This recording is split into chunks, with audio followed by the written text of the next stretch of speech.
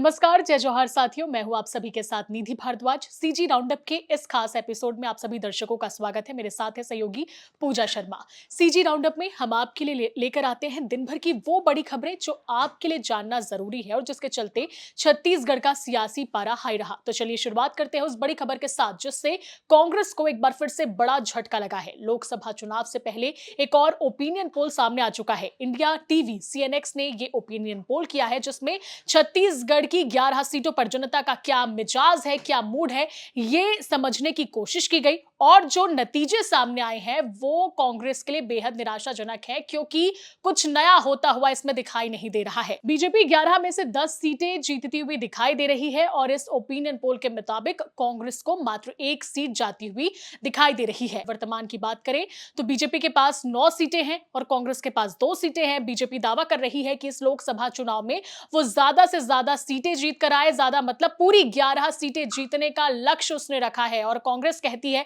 कि हम बीजेपी से ज्यादा सीट जीत कर लाएंगे। लेकिन जो ओपिनियन पोल आए हैं वो दोनों के दावे थोड़े बहुत ध्वस्त जरूर कर रहा है क्योंकि बीजेपी का 11 कमल खिलाने का फूल जो सपना है वो शायद पूरा होता हुआ दिखाई नहीं दे रहा है। वहीं कांग्रेस की स्थिति बिल्कुल यथावत है क्योंकि लोकसभा चुनाव का अगर हम इतिहास देखें तो कांग्रेस आज तक 2 से ज्यादा सीटें जीत नहीं पाई है। ऐसे में ओपिनियन पोल कांग्रेस की निश्चित तौर पर जो चिंता है वो बढ़ा सकता है। इस ओपिनियन पोल के बीच अब हम बात कर लेते हैं कांग्रेस की लिस्ट की क्योंकि अब बीजेपी ने तो अपनी लिस्ट जारी कर दी है। सभी 11 सीटों पर प्रत्याशियों का ऐलान भी हो गया है, लेकिन सवाल है कि आखिर कांग्रेस को अब किसका इंतजार है। खबरें हैं कि कुछ ही दिनों में आचार संहिता की घोषणा भी हो जाएगी और सीसी की बैठक भी कांग्रेस की हो चुकी है। भूपेश बघेल का बयान सामने आया था जिसमें उन्होंने कहा था कि शायद ये अंतिम दौर की बैठक होगी और इसमें अमूमन नाम जो है वो फाइनल हो जाएंगे। लेकिन अब खींचतान की खबरें एक बार फिर से कांग्रेस में उठ रही है। प्रत्याशियों के चयन को लेकर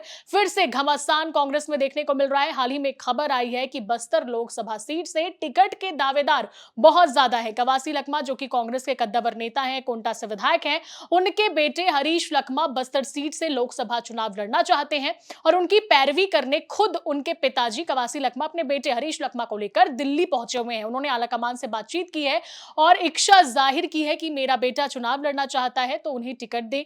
इस बीच आपको बता दें कि बस्तर से दीपक बैज जो कि पीसीसी चीफ है वो यहां से खुद सांसद है। हालांकि उन्होंने कहा है कि अगर आलाकमान कहेगा तो वो भी चुनाव लड़ेंगे।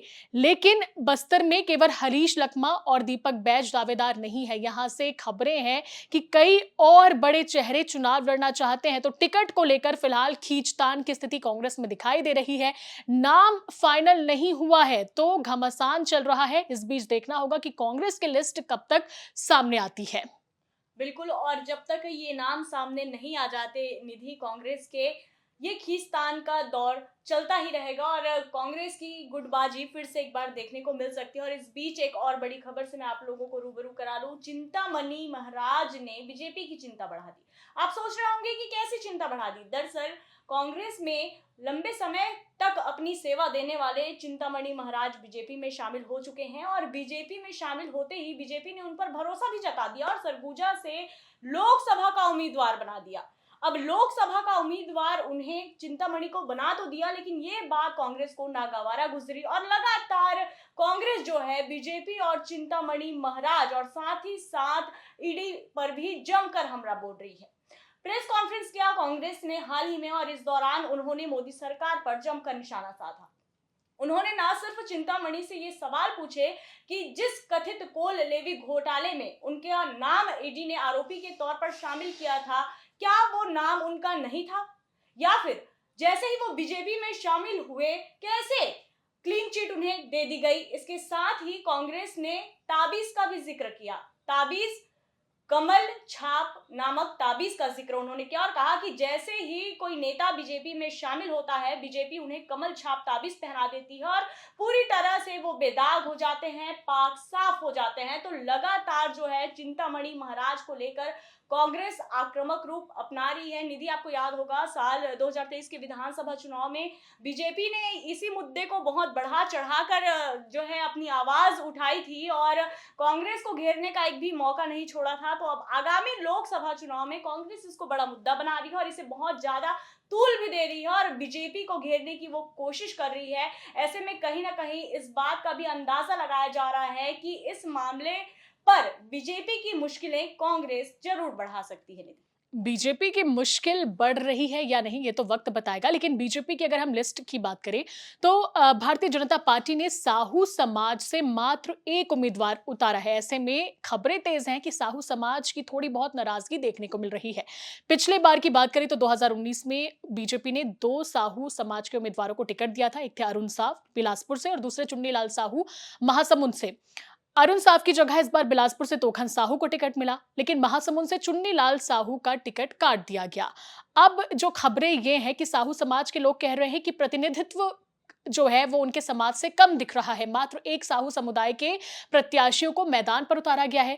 इन खबरों के बीच डिप्टी सीएम और मुख्यमंत्री का भी बयान सामने आया, जिससे जहां उनसे सवाल पूछा गया कि क्या वाकई साहू समाज आपके टिकट वितरण से नाराज है। उन्होंने कहा कि ऐसी कोई नाराजगी नहीं है, हमने सभी वर्ग को ध्यान में रखते हुए जिताऊ कैंडिडेट्स को ही अपना प्रत्याशी बनाया है। गौर करने वाली बात यह है कि प्रधानमंत्री नरेंद्र मोदी भी कहते हैं कि वो साहू यानी कि तेली समाज से आते हैं और छत्तीसगढ़ में ओबीसी वर्ग का सबसे ज्यादा यहाँ पर जनसंख्या है और ओबीसी वर्ग में सबसे ज्यादा अगर किसी का पॉपुलेशन है तो वो साहू समाज, यानी कि यहाँ पर जो सरकार बनाने में कोई महत्वपूर्ण भूमिका निभाते हैं तो वो है साहू समाज। तो साहू समाज में क्या वाकई नाराजगी है, क्या वो बीजेपी का साथ देंगे या किसी तरीके का नतीजा देखने को मिल सकता है, ये तो आने वाला वक्त ही बताएगा। लेकिन चलिए रुक करते हैं अगली खबर की ओर और ये खबर छत्तीसगढ़ वासियों के लिए बेहद ही खास हो जाती है।